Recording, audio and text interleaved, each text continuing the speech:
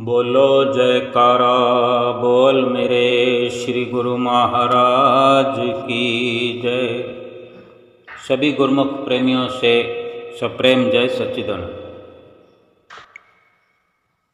हम दुनिया में रहते हुए घर परिवार का पालन पोषण करते हुए बड़े बेहतर ढंग से जिंदगी को, इस मनुष्य शरीर को, इन शारीरिक रिश्तों को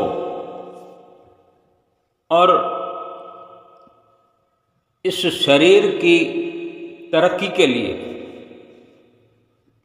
सबसे अहम जो वस्तु है धन, रुपया, पैसा, और परिपूर्ण ढंग से धन ही कहा जाता है। धन को कमाना, धन को सुरक्षित रखना, व्यवस्थित करना, धन को बढ़ाना, धन किस प्रकार बढ़ेगा, क्योंकि लंबी आशाएं हम इस धन से रखते हैं। धन से लाभ उठाने की, धन से इस जीवन को सुखद बनाने की। हर इंसान अपनी यथास्थिति में संभव प्रयास करते हुए जैसे भी पर्याप्त धन कमा पाता है।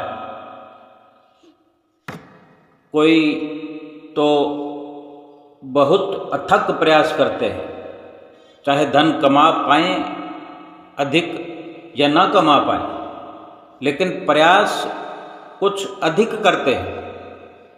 जितना धन कमाते हैं उससे अधिक प्रयास करते हैं, क्योंकि वो अधिक चिंतित होते हैं अपने जीवन की सुरक्षा के बारे में, अपने शरीर के, अपने परिवार के, अब कहें तो इस पूरे जीवन के रख रखाव के बारे में कुछ अधिक चिंतित रहते हैं कि अगर अधिक धन कमा पाए तो ये जीवन जो है बड़े आराम से चलेगा और अच्छा चलेगा, सुरक्षित रहेगा। सारी आशाएं धन में देखते हैं और धन कमाए जाने पर बहुत हिसाब किताब करते हैं कि कहीं ना कहीं से बचत जो है वो अधिक और अधिक से भी अधिक हो, और वो बचत जो करना चाहते हैं उस बचत को जोड़ जोड़कर एक बड़ा खजाना या एक बड़ी रकम, बड़ा धन एकत्र करके अपने जीवन की सुख सुविधाओं को स्वप्न रूप में उस धन की आड़ में, धन के भीतर ही वो स्वप्न संजोए हुए रात और दिन जीवन में आगे बढ़ते हैं। और जो बचत होती है उसका ये हिसाब करते हैं, इस प्रकार से व्यवस्था करते हैं कि एक सीमा तक बचत होने पर छोटी से छोटी अगर हम सोच को रखें कि अगर 1000 रुपया भी बचत हो जाती है तो सोचते हैं कि ये कितने दिनों में 1000 रुपया एकत्र होता है, तो कहीं ऐसा हमें प्रावधान मिले कि बैंक में रख दें। फिर अगली किस्त 1000 रुपये की जब तक और होगी तो 2000 हो जाएंगे, यानी इस प्रकार से। और फिर कुछ अधिक होते हैं तो जैसे कोई 50,000 हो गए, 1,00,000 हो गए। अगर थोड़े शब्दों में कहें 2 लाख हो गए, तो उसका FDR फिक्स डिपॉजिट कर देते हैं 1 साल के लिए, 2 साल के लिए, 5 साल के लिए, और ये हिसाब भी देखते हैं कि किस प्रकार से अधिक उसका ब्याज मिलेगा, ताकि सवाए हो जाएं, डेढ़े हो जाएं, डबल हो जाएं। और उदाहरण के तौर पर 2 लाख की अगर आज FDR बनाई है, फिक्स डिपॉजिट कर दिया है 2 लाख का 5 साल के लिए, अब उसमें आज के दिनों में भी अगर देखें कि अगर 8% ब्याज है, 9% ब्याज है, कोई सीनियर सिटीजन है, या 7-8% ब्याज तो आज FDR का मिलता ही है। 1 साल का कराएं तो भी 7, पौने 7 के आसपास बैंक का ब्याज मिलता है। और 2 लाख की FDR कराई है, 1 साल के लिए भी कराई हो, 1 साल का ही हिसाब लगाते हैं तो 2 लाख की FDR पर लगभग 10,000 से ऊपर ब्याज मिलेगा 1 साल के लिए। फिर FDR के बन जाने पर जो बैंक जो पत्र देता है, जो जिसको FDR की वो रिसीव्ड कहें, जिस पर अंकित होता है कि हमारा ये असल था और ये ब्याज लगकर 1 साल की अवधि में मिलेगा, उसको कई देर तक निहारते हैं, मन में एक खुशी महसूस करते हैं, मन पुलकित हुआ जा रहा होता है कि मेरे पास 2 लाख हो गए। ये सभी के लिए नहीं है, एक उदाहरण है। 2 लाख की शक्ल में हम 20 लाख वालों को भी शामिल कर रहे हैं, 20,000 वालों को भी शामिल कर रहे हैं। हर किसी का अपना अपना यथासंभव स्थिति में जो भी धन उपार्जन का तरीका है, धन एकत्र करने का है, धन को संयोजित करने का है, संचित करने का। लेकिन एक उदाहरण है कि कितनी खुशी अपने भीतर हम देख रहे होते हैं, रोम रोम पुलकित हुआ जा रहा होता है कि लगता है कि 2 लाख रुपए हो गए और ये 1 साल तो यूं व्यतीत हो जाएगा। और इंतज़ार कर रहते हैं, साल भर पूरा होगा तो फिर इसी FDR में क्या करेंगे, वो 2 से बढ़कर मिलेगी, 2 लाख 15,000, 12,000 जितने भी मिले, और तब तक हम कुछ और इकट्ठे कर लेते हैं। पहले से ही सोचते हैं कि और मिलाकर के फिर अब अगली बार 2.5 लाख की, 3 लाख की FDR करवा देंगे, फिर 3.5 लाख मिलेंगे, फिर ऐसे 5 हो जाएंगे, 10 हो जाएंगे। जीवन भर ये प्रक्रिया चलती रहती है और बीच में कहीं जब जरूरत पड़ती है, जिस कारण से हम ये व्यवस्थाएं करते हैं, वो कारण आके खड़ा हो जाता है। कहीं शादी का ख्याल होता है, या कहीं मकान बनाने के लिए, या कुछ खरीदने के लिए, जो भी हो, फिर हमें दिक्कत नहीं होती। पैसे निकलवाने हैं और खर्चा करना है और उस वस्तु का मालिक बन जाना है। कहने का भाव यह है कि अगर हम दुनिया में जीवन व्यतीत करते हुए इतनी समझ रखते हैं, इतना सुखी जीवन जो कि ये थोड़े अरसे का है, इसको सुखी बनाने की युक्तियां लगाते हैं, हिसाब किताब लगाते हैं, धन के साथ हमारी सुरती जुड़ी हुई है, तो क्या परलौकिक जीवन के बारे में नहीं हमें विचार करना चाहिए कि हमारा परलौकिक जीवन कैसे व्यतीत होगा? परलोक के जीवन में धन की जरूरत पड़ेगी, धन के रख रखाव की जरूरत पड़ेगी, धन व्यवस्थित करना पड़ेगा, सबसे पहले धन कमाना पड़ेगा। और विचार करें कि ये रुपए पैसे वाले जो यहाँ नोट हैं, सिक्के हैं, ये धन तो वहाँ परलोक में, मालिक के दरगाह में, सचखंड में, वहाँ तो ये चलता नहीं है। लेकिन जरूरत तो पड़ेगी। वो जरूरत बेशक जीवात्मा की है। जीवात्मा को सफलता के लिए, सुखद भविष्य के लिए, सुखी करने के लिए धन की जरूरत पड़ेगी। वो धन आत्मिक धन है, भक्ति का धन है, जो भगवान की भजन भक्ति से मिलता है।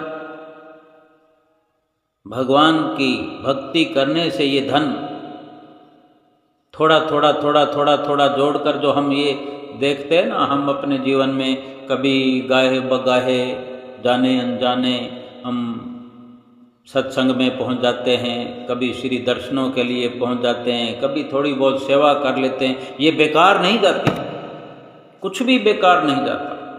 घर में भी हम जल्दी जल्दी में आरती की थाली घुमाते हैं, अगरबत्ती जलाते हैं, जोत जलाते हैं, एक दो बार घुमाई और चल पड़ते हैं, भाग पड़ते हैं। समय नहीं है, बेशक हम जैसे भी करते हैं, इसी बात पे ही हम विचार करें कि हम जो शुरुआत कर चुके हैं बहुत अच्छी बात है। भगवान को प्रसन्न कर देने वाली, भगवान को प्रसन्न कर लेने वाली ये विचारधारा है, ये भक्ति की सोच है। भक्ति की सोच को अख्तियार तो किया, यानी भक्ति के धन को एकत्र करने की शुरुआत तो की, लेकिन इसके अंदर तरक्की करने के लिए कब विचार करेंगे? कब ख्याल आएगा कि ये जोड़ जोड़ कर कोई एक बड़ी FDR करा दे, फिक्स डिपॉजिट कर दे? इसमें हमें बैंक तो जाना नहीं पड़ेगा, थोड़ा थोड़ा जो एकत्र होता है, हम इसमें एक व्यवस्था, अपने स्वप्न को क्यों नहीं देखते? भक्ति के धन में एक स्वप्न क्यों नहीं संजोते कि किस प्रकार ये छोटी छोटी जो भक्ति और भक्ति के कण हम संजोते हुए थोड़ी इसमें रफ्तार बढ़ाएं, इसके अंदर कुछ विशेष समय देकर, जैसे दुनिया में अथक प्रयास करते हैं, धन कमाते हुए कभी थकते नहीं हैं। स्वास्थ्य ठीक ना हो फिर भी काम पर चले जाते हैं, दुकान पर चले जाते हैं, फैक्ट्री में चले जाते हैं, किसी दुकान में भी काम करते हों, कोई प्राइवेट जॉब हो, हमें पता होता है कि नहीं जाएंगे तो पैसा काट लिया जाएगा, तनख्वाह नहीं मिलेगी। अपने स्वास्थ्य की कुर्बानी दे देते हैं, अपने तन पर कष्ट सहन कर लेते हैं। तो क्या भक्ति को इस तरह से नहीं किया जा सकता? भक्ति तो स्वस्थ रहते हुए भी हम आसान भक्ति चाहते हैं, आसान से आसान रास्ता चाहते हैं, फिर भी उस पर समय देने में पीछे रह जाते हैं। क्यों? कि उसमें पूरी तवज्जो हमने अभी तक दी नहीं है। वह स्वप्न हमने नहीं संजोया है कि भक्ति का धन भी इस प्रकार से ढेर सारा एकत्र हो जाने पर हमारी आत्मा सुरखरू हो जाएगी, हमारी आत्मा खुशहाल हो जाएगी, आत्मा का सफर आसान हो जाएगा। जरूरत है, इस जीवन की सबसे बड़ी जरूरत ही यही है कि जीवात्मा के बारे में सोचा जाए, जीवात्मा को सुखद करने के बारे में विचार किया जाए, इसके लिए भक्ति का धन एकत्र किया जाए। और जो गुरमुख प्रेमी आप जैसे भक्ति के धन को बखूबी एकत्र कर रहे हैं, अपने दिल में देखें कि कितनी खुशी महसूस होती है। इस प्रकार जो सतगुरु के बताए हुए रास्ते पर चलकर भजन सुमरन के समय को पूरा करते हुए, श्री आरती पूजा में पूरा समय देकर सेवा के लिए कोई अवसर ही ढूंढते रहते हैं, इस प्रकार से जो चित्त में हर वक्त भक्ति का ख्याल बना रहता है, सेवा का ख्याल बना रहता है, आरती पूजा का ख्याल बना रहता है, सतगुरु के दर्शनों का ख्याल बना रहता है, सतगुरु का अक्ष, सतगुरु की छवि हमारे मस्तक पटल पर हर वक्त विराजमान रहती है, और सतगुरु के गीत हम जुबान से गुनगुनाते रहते हैं, कानों से सतगुरु के वचनों को सुनते हुए, सत्संग को सुनते हुए हमारा जो सफ़र व्यतीत होता है, हर पल क्षण हर घड़ी, इस प्रकार जो समय व्यतीत होता है, ये अपने आप फिक्स डिपॉजिट सतगुरुदेव महाराज जी के चरणों में हो रहा है। और गुरमुख प्रेमी भली भांति ये अपने दिल में महसूस करते हैं। गुरमुख प्रेमियों का रोम रोम पुलकित हुआ जा रहा होता है कि हमारे श्री गुरु महाराज जी से हमारी लिव लगी हुई है, सुरत जुड़ी हुई है, उनसे हार्दिक सच्चा प्रेम बना हुआ है।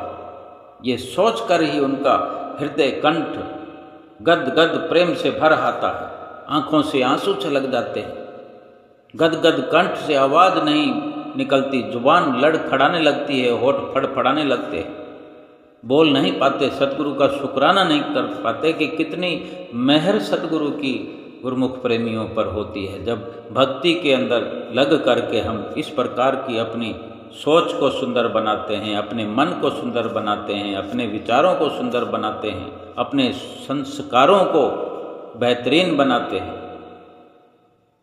परिवार तो फिर भी पल जाता है, पालन पोषण हो जाता है, बल्कि पहले से अधिक अच्छे से पालन पोषण होता है।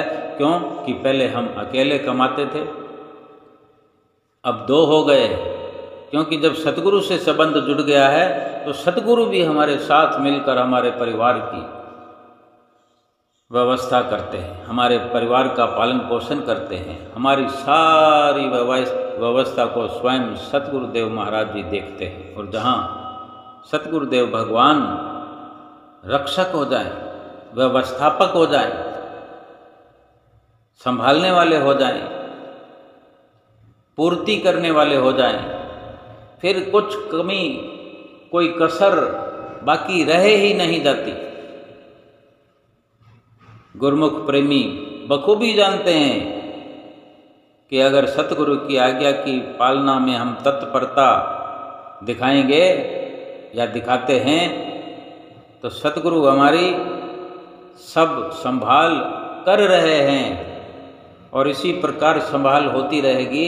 हमें चिंता करने की फिर ज़रूरत नहीं, हमें केवल चिंतन करने की ज़रूरत है, केवल और केवल सतगुरु के बताए नियमों की पालना और 2 घंटे भजन अभ्यास, बस। फिर ये लोग तो क्या, परलौकिक धन की भी फिक्स डिपॉजिट हो गई कि जहाँ ज़रूरत पड़ती है, जहाँ मुसीबत आती है, जहाँ दुख आता है, वो उस FDR में से जो भक्ति का धन है उसमें थोड़ा सा चुटकी भर धन खर्च करके दुखों का निस्तारण अपने आप हो जाता है, क्योंकि हमने सुपुर्द कर दिया है सतगुरु के। सतगुरु ही रक्षक हैं, सतगुरु रक्षा करने वाले हैं, जहाँ से जो चाहिए वो अपने आप व्यवस्था करते हैं। रिद्धियाँ सिद्धियाँ सतगुरु के चरणों की दासियाँ हैं, रिद्धियाँ सिद्धियाँ हमारी व्यवस्था करती है। जहाँ जरूरत पड़ती है, वक्त ज़रूरत पर वो भक्ति का धन इस लोक में भी काम आता है और परलोक में तो जन्म सफल करके जाते हैं। संसार की चिंता सतगुरु को सौंप देनी चाहिए और सतगुरु के बख्शे हुए नाम का चिंतन हमें स्वयं करना चाहिए। सतगुरु को अपना संगी साथी बना करके, सतगुरु को अपना सर्वे सर्वा समझकर, अपना सखा, अपना मित्र समझकर, अपने रोम रोम में बसाकर, अपने हृदय में बसाकर, अपने मस्तक पर बसाकर हर वक्त सतगुरु का ख्याल दिल में बना रहे, सतगुरु का ध्यान बसा रहे। और जो वास्तविकता है, जो सच्चाई है, सबसे बढ़कर दुनिया में इंसान की जो सोच है वो है एकत्र करने की, इकट्ठा करने की। हर चीज को इकट्ठा कर रहा है, काम में लेना नहीं आता किसी वस्तु को, ना धन को। धन अगर कोई बहुत सारा इकट्ठा करता है तो कोई अपने बच्चों की शादी ब्याह की व्यवस्था के लिए रखा हुआ है, जब शादी ब्याह का समय आता है तो पैसा एक रात के अंदर पैसा खत्म हो जाता है। कभी नहीं सोचते कि ये धन कभी परोपकार में भी लगा दिया जाए, अगर लगा दिया जाए तो वारे न्यारे हो जाते हैं। धन को बढ़ाने के लिए मायावी ख्यालों के साथ जुड़ता है कि कहीं ऐसी जगह धन को दिया जाए जहां ज़्यादा ब्याज मिल जाए, किसी के सुपुर्द किया जाए, किसी सेठ साहूकार को दे दिया जाए। लेकिन जहां सेठ साहूकार की बात आती है, किसी धनी की बात आती है, हमारी सोच में कोई विचार उभरता है, तो क्या सबसे बड़ा साहूकार, सबसे बड़ा सेठ परमपिता परमेश्वर नहीं है? उसका ख्याल क्यों नहीं आता मन में? उससे बढ़कर कोई बड़ा सेठ नहीं है। कितने ही दृष्टांत हमने पढ़े हैं, सुने हैं कि भक्ति और परमार्थ में लगाने से धन न जाने कितना बढ़ जाता है, हमें पता भी नहीं। हम थोड़ा बहुत धन को बढ़ाने के लिए कितने प्रयास करते हैं, और सत्संगत में बैठकर जो वचन सुना करते हैं हम, कितने सुंदर सुंदर दृष्टांत सुनने को मिलते हैं कि फलां भक्त ने इस प्रकार से लंगर में सेवा लगाई, फलां भक्त ने सदगुरु के दरबार में ये धन लगाकर ये व्यवस्था कराई, सदगुरु के दरबार में उसने अपने धन को हाथ जोड़कर सिर निवाकर सतगुरु को वो धन स्वीकार करने के लिए विनती लगाई, हाथ जोड़कर, और तब वो धन स्वीकारे जाने पर अपने जीवन में वो देखते हैं कि किस प्रकार बरकतें गुरुमुख प्रेमियों के कदम चूमती है।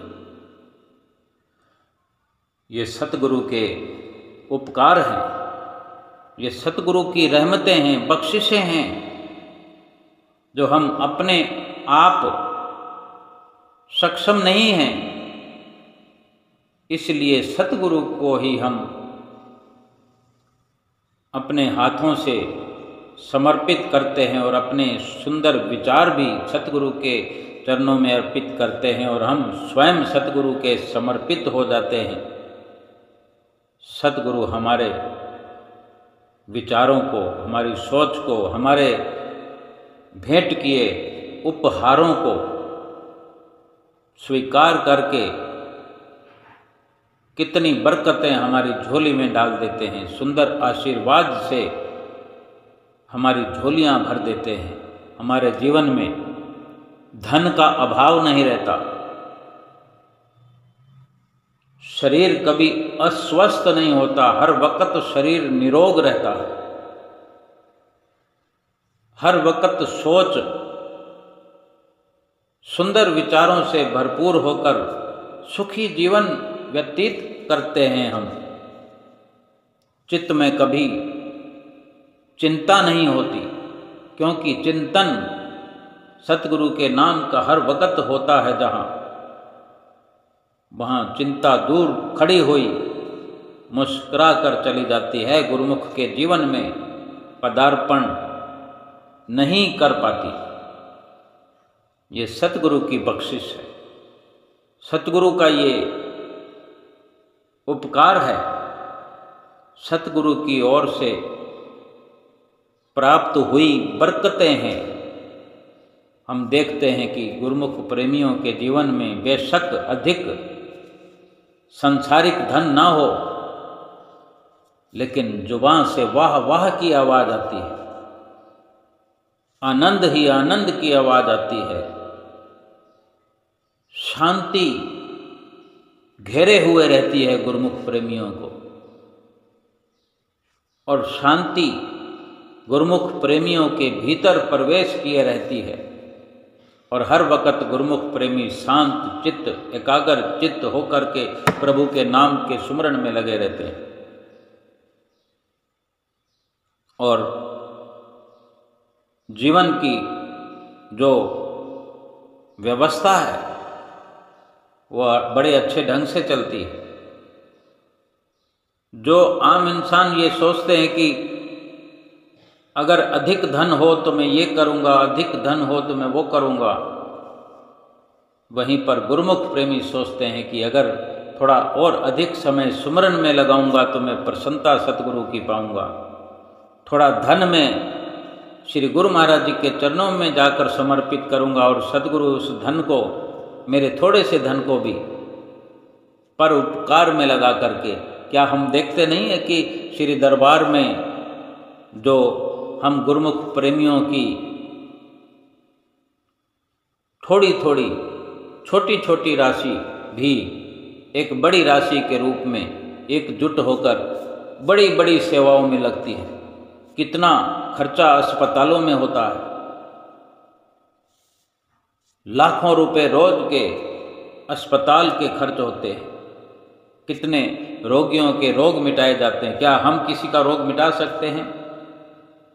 लेकिन हमारी अठन्नी चवन्नी 2 रुपये 5 रुपये 10 रुपये भी 100 और 200 500 हजारों के नोटों के साथ मिल कर के हमारा भी उसमें लोक परलोक सुहेला हो जाता है। जिस प्रकार हम सत्संग में भी सुनते होंगे, अगर कोई हजारों देता है, लाखों देता है, लेकिन एक गरीब अगर नमक की थैली की भी अगर व्यवस्था करता है, सुंदर भाव अपने भीतर समझता है कि ये मेरे सतगुरु, मेरे पास तो इतनी ही व्यवस्था है, मैं इतना ही कर पाया हूँ, मुझे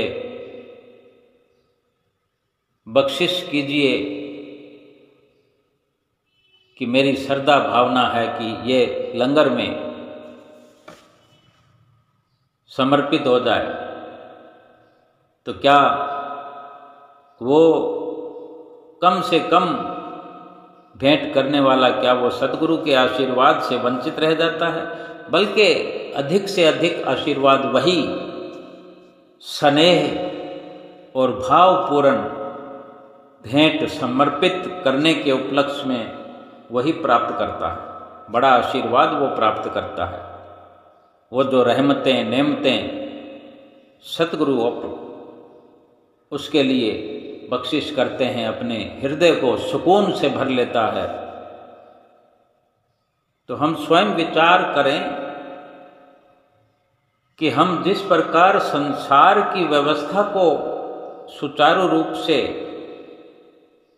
देखना चाहते हैं, संसार की व्यवस्था में अपने आप को कहीं बेहतर स्थिति में देखना चाहते हैं, तो हमारी शुरुआत परमार्थ से होनी चाहिए। सतगुरु के आगे समर्पण से होनी चाहिए, सत्संग से होनी चाहिए। अगर हमारा जीवन सतगुरु के समर्पित हो जाए, हमारी सोच सतगुरु के समर्पित हो जाए, हमारा सांसारिक धन भी एक लिमिट ही सही, हम अपने आप से ही अगर निश्चित करें कि ये तो हमने परोपकार के रास्ते पर लगाना ही है, चाहे जितना भी, जरूरत अधिक की नहीं है, जरूरत जुड़ने की है, जरूरत लगने की है, जरूरत सुंदर भाव की है। अगर हम सुंदर भाव से अपने भीतर सुंदर विचार बनाते हैं, सुंदर विचार हमारे पैदा होकर सुंदर संस्कार बनते हैं, संस्कार ही बीज बनकर बोए जाते हैं हमारे इस जीवन रूपी खेती में। और वही बीज जब हरे भरे होते हैं, उसका जो फल होता है, सुख, शांति, आनंद, सुकून, भक्ति, ये बेशक दिखने में नहीं आते, महसूस किए जाते हैं। हम जब सत्संग सुन रहे होते हैं, हमारा अंतःकरण शुद्ध हो रहा होता है। और सत्संग सुन करके अगर थोड़ा भी अमल करने की शुरुआत हम कर देते हैं, तो सत्संग सुनने का पूरा पूरा लाभ हो जाता हमें। और सत्संग, सत्य का संग हमें नसीब हो जाता है। सत्य के संग का ही सही अर्थों में लाभ है। सत्य के संग को अपनाना ही सत्संग है। और जब अपना लिया जाता है तो फिर सत्संग तो बहुत कुछ है। सत्संग मान सरोवर है, सत्संग सुखों की खान है, सत्संग से मिलते भगवान हैं, सत्संग से होकर जाता है जन्नत का रास्ता। इस प्रकार कोई आदि और अंत नहीं है सत्संग का। लेकिन जब तक हम सत्संग को महज एक कहानी समझेंगे, केवल मन को लुभाने के लिए या किसी को प्रसन्न करने के लिए, किसी के कहने मात्र से हम सत्संग में पहुंच गए, किसी के कहने मात्र से हम किसी के साथ चल पड़े, ये सत्संग नहीं है। जब तक सत्संग के मायने समझेंगे नहीं और समझ को विस्तार से अमल की ओर प्रेरित नहीं करेंगे, सत्य के बारे में खोज नहीं करेंगे, सत्य पर चलने की प्रेरणा हासिल नहीं करेंगे, तब तक बेशक सत्संगी कहलाते रहें, सत्संग में जाते रहें, आते रहें। और ये सब प्रेरणाएं कहाँ से मिलेगी? सत्संग का पूरा लाभ कैसे मिलेगा? सर्वप्रथम सतगुरु की चरण शरण हासिल कर लेने में। सतगुरु की चरण शरण हासिल करने से पहले अपने आप को बहुत ही सजग प्रकार से, बहुत ही सुंदर तरीके से जाग करके अपने भीतर स्नेह, प्यार, जागृति लेकर के सतगुरु के चरणों में पहुंचे। एक बार नहीं, हमने शरण हासिल कर ली है, नाम की बख्शिश हमें मिल गई है, हम किस प्रकार सत्संग में जाते हैं, हम थोड़ा विचार करें। कई बार तो ऐसे सोचते हैं कि बुलावा आ गया तो सोचते हैं जाना पड़ेगा, क्या करें, कोई मुसीबत थोड़ी है। सत्संग तो अशरफियां हैं। क्या दुनियावी धन की इस प्रकार पेशकश कोई कर दे तो किस तरह भाग कर जाते हैं। तो सत्संग क्या मुसीबत है कोई जो हम सोचते हैं कि जाना पड़ेगा, थोड़ी देर ज़्यादा लग जाए तो घड़ी को ऐसे देखते हैं कि घड़ी जैसे गिरकर नीचे धड़ाम से आकर गिर जाएगी, ऐसी नज़रों से देखते हैं। अगर असरफियाँ बांटने वाला कहेगा कि आधा घंटा और मैं असरफियाँ बांटता रहूँगा, आप रुके रहो, तो हम कहेंगे आधा घंटा क्यों, हम तो 2 घंटे ही बैठे हैं, और बांटते रहो, हमारी जेब भरते रहो। और दुकान खोल कर बैठे रहते हैं, कोई कह दे कि 1 घंटा देर तक खुली रखो दुकान, हम आ रहे हैं, तो हम हर संभव प्रयास करते हैं 1 घंटा देर तक बैठे रहेंगे। और ग्राहक नहीं भी आने वाला होता है तो अपने निश्चित समय तक तो दुकान को खोल कर रखते हैं। मालूम है कि आज ग्राहक नहीं आएगा, या फिर ऐसा लगता है कि 5 बजे तक हमने शाम को खूब कमाई कर ली है, शाम को 8-9 बजे दुकान बढ़ाया करते हैं, कभी 8 बजे कभी 9 बजे, तो कम से कम आज 9 का रास्ता तो बंद करते हैं, 8 बजे बढ़ा के चले जाएं। नहीं, पूरे 9 बजाएंगे, 8 की बजाय 9 ही बजाएंगे, यानी तृप्ति होने ही नहीं देते हम। सत्संग में क्यों तृप्त हो जाते हैं कि बस बहुत हो गया, श्री आरती पूजा में क्यों थक जाते हैं, कहीं चिकनी चुपड़ी बातें करने का वक्त मिलता है तो घंटों एक जगह पर खड़े रहते हैं, क्योंकि उसी में हमने सार समझ लिया है। लेकिन सार वो नहीं है, वो सब असार है। सार तो प्रभु का नाम है, जो श्री गुरु महाराज जी ने अपने थोड़े दिन पहले श्री प्रयाग धाम में वचन फरमाए कि सार वस्तु है जगत में पावन हरि का नाम, नाम प्रभु का सुमरते पूर्ण हो सब काम। जो सार वस्तु है उसको जुठलाकर, उसको ठुकराकर हम असार में लगे हुए हैं और चाहते हैं भला। भला कैसे होगा? भलाई करने से भला होगा। सार वस्तु प्रभु का नाम है, प्रभु की दया है, प्रभु की बख्शिशें हैं। उनके लिए कोई ये तो नहीं कहा जा सकता कि हम जो संसारिक काम व्यवहार ये सब करते हैं उसको छोड़ दिया जाए। थोड़ा सा समय निकालना है, थोड़ा सा तन निकालना है, थोड़ा सा मन निकालना है, थोड़ा सा धन निकालना है। और ये जितना प्रयास हम करें शुद्ध भावना से, सतगुरु के चरणों में जहाँ कुटिया पर पहुँचते हैं, सत्संग भवन में पहुँचते हैं, आश्रम में पहुँचते हैं, मन को मस्त करके जाएं, मन मतवाला होकर घर से निकले, अपनी शुद्ध बुद्ध को खो करके अपनी चतुराई को छोड़कर जाएं घर। और पहले से